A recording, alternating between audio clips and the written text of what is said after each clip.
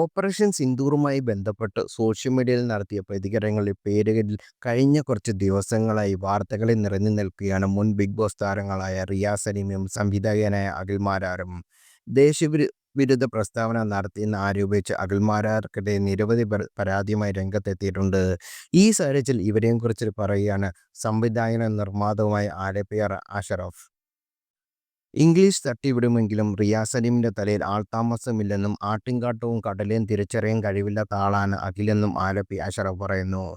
ഇരുവരും സഹമത്സരാർത്ഥിയായിരുന്ന റോബിൻ രാധാകൃഷ്ണനെ വ്യക്തിയെന്ന നിലയിൽ മികച്ചതാണെന്നും അഷറഫ് സ്വന്തം യൂട്യൂബ് ചാനലിൽ പങ്കെടുത്ത വീഡിയോയിൽ പറഞ്ഞു. ഒന്നിനും അഹങ്കാരം പാടില്ല, കാരണം നമ്മുടെ കൂടെയുള്ള നിഴൽ പോലും വെളിച്ചത്തിന്റെ ഔദാര്യമാണ്.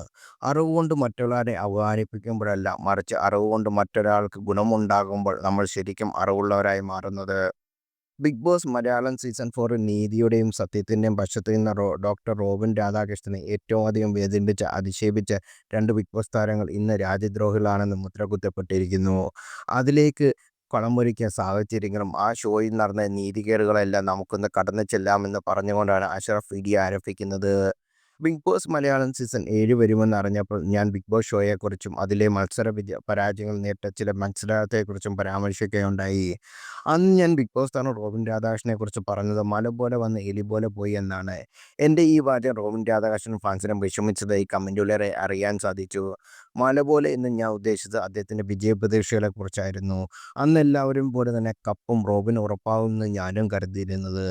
അത് ലഭിക്കാതെ പുറത്തിറങ്ങിയതിനെയാണ് ഞാൻ എലി പോലെ എന്ന് ഉപമിച്ചത്.